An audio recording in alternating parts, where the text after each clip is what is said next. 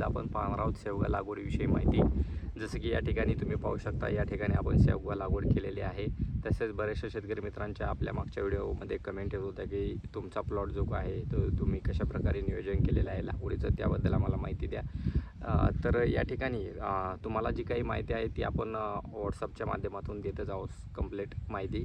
परंतु बरेचसे शेतकरी फॉन्स अथवा SMS करून माहिती विचारत आहेत, तर त्यांना आपण आता व्हिडिओ जो आहे त्या व्हिडिओच्या माध्यमातून माहिती देणार आहोत। तर या ठिकाणी आपण पाहूयात शेवगा लागवडीची जी काही पूर्वतयारी आहे ती कशा प्रकारे आपण केलेली आहे आणि लागवड करून आता आपला प्लॉट जो आहे तो 12 दिवस याला कंप्लीट झालेले आहे। तर या ठिकाणी आता आपल्या जे काही शेवग्याचे रोपं आहेत ते 2-2 पानावरती आपले आलेले आहेत आणि आपण जे काय ते बियाणापासून लागवड केलेली आहे, कारण की बियाणं जे काय आपलं घरगुती बियाणं होतं मागच्या प्लॉटचं त्यामधून। तर या ठिकाणी तुम्ही पाहू शकता, या ठिकाणी आपण बेड पाडलेले आहेत। बेड आपला हा 3.5 फुटाचा बेड आहे आणि याच्यामध्ये अंतर आपण जर पाहिलं तर अंतर हा 10x5चा आपण ठेवलेला आहे, कारण की आपली जमीन जी काय ती हलकी जमीन आहे। तुमच्याकडे काळी कसदार चांगली भारी जमीन असेल तर त्यामध्ये अंतर थोडं तुम्ही जास्त ठेवायचं आहे, 6x12चं अंतर तुम्ही ठेवू शकता।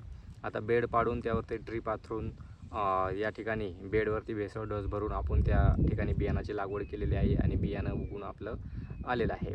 तर जर्मिनेशन जे काय ते जर्मिनेशन पण आपलं चांगल्या प्रकारे झालेलं आहे आणि या ठिकाणी तुम्ही पाहू शकता। आता आपण जर पाहिलं तर पूर्वतयारी आपण ह्या प्लॉटमध्ये काय काय केलेले आहे ते तुम्हाला त्याबद्दल सांगूयात। जसं की सर्वात प्रथम आपण या ठिकाणी शेणखत टाकून नांगरट करून घेतलेले आहे आणि बऱ्याचशा शेतकरी मित्रांचा असा प्रश्न राहतो की शेणखत वगैरे जे काय ते आमच्याकडे अवेलेबल नाही। तर तुमच्याकडे शेणखत नसेल तर तुम्हाला मार्केटमध्ये गांडूळ खत आहे अथवा कोंबडी खत आहे, या 3 खतातून तुम्ही कोणतंही एक खत टाकू शकता आणि त्यानंतर तुम्हाला ते चांगलं खोलगट नांगरून घ्यायचं आहे आणि नांगरून घेतल्यानंतर तुम्हाला त्यामध्ये मोगडून रोटावेटर जो काय तो मारून घ्यायचा आहे आणि जमीन तुमची सपाट प्लेन करून भुसभुशीत करून घ्यायची आहे। आता जमीन भुसभुशीत करून घेतल्यानंतर तुम्हाला या ठिकाणी डायरेक्ट जर बेड पाडायचे असतील तर तुम्ही डायरेक्ट 10x5च्या अंतरावरती पाडू शकता, अथवा सलंग जर बेड पाडायचे असतील तर ते पण तुम्ही 3.5 फूट अथवा 4 फुटाच्या अंतराने ते बेड तुम्ही या ठिकाणी पाडू शकता। आता आपण या ठिकाणी सलंग बेड पाडलेले आहेत आणि त्या ठिकाणी सलंग आपण ट्रीप आथरलेला आहे। आपलं नियोजन जे काय ते आपल्याला यामध्ये एकाडे एक जी काही लाईन आहे त्यावरती शेवगा लागवड करून याच्यामध्ये जे काही आंतरपीक आहे ते आपलं सोयाबीन आहे। आपण यामध्ये सोयाबीनची पण लागवड केलेली आहे आणि ती पण आपले जर्मिनेशन म्हणजे उगून आलेली आहे। तर आता समजा तुम्हाला जर याच्यामध्ये आंतरपीक घ्यायचं नसेल तर तुम्ही डायरेक्ट तेवढ्या अंतरावरती बेड पाडून घ्या आणि त्यावरती लागवड करा।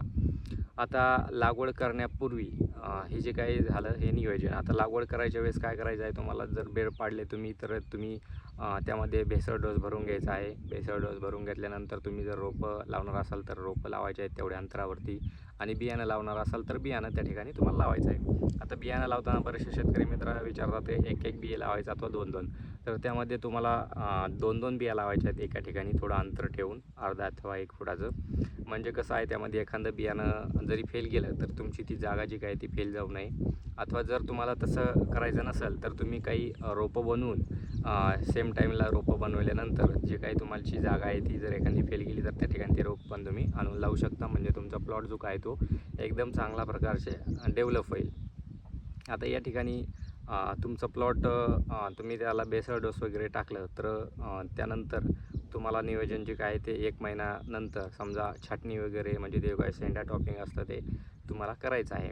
आता झाड जवळजवळ तुमचं तोपर्यंत 2-1 फुटापर्यंत जात आहे, चांगलं खत वगैरे तुम्ही टाकलेलं असेल तर त्या ठिकाणी तुम्हाला टॉपिंग करायचं आहे। टॉपिंग तुम्ही 2 ते 3 वेळेस करा, म्हणजे तुमचं जे काही झाडाचं खोड आहे ते मजबूत होऊन ज्या झाडाला फांद्या आहेत त्या जास्त प्रमाणामध्ये फांद्या येतील आणि जास्त प्रमाणामध्ये फांद्या आल्यानंतर तुम्हाला त्याला जास्त कळी, फ्लावरिंग आणि शेंगा हे जे काय तो हा प्रकार असतो।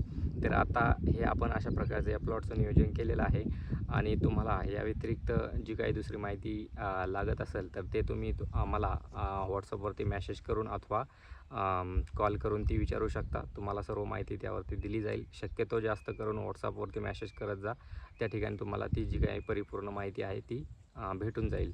आणि या ठिकाणी हे अशा प्रकारचं आपण नियोजन केलेलं आहे। आता या नंतरचे जे काही पुढच्या छाटण्या आणि खतं वगैरे जे काय आहेत ते कशा प्रकारे द्यायचे अथवा कसं नियोजन करायचं, कसं व्यवस्थापन करायचं ते आपण त्यावेळेस ते ठिकाणी व्हिडिओ आपण प्लॉटमध्ये जाऊन तुम्हाला प्रत्यक्ष लाईव्हमध्ये दाखवूयात. तर आजच्या व्हिडिओमध्ये एवढंच. माहिती जर तुम्हाला आवडली असेल तर व्हिडिओ हा सर्व शेतकरी मित्रांना शेअर करा, व्हिडिओला लाईक करा, चॅनलला सबस्क्राईब करा. धन्यवाद.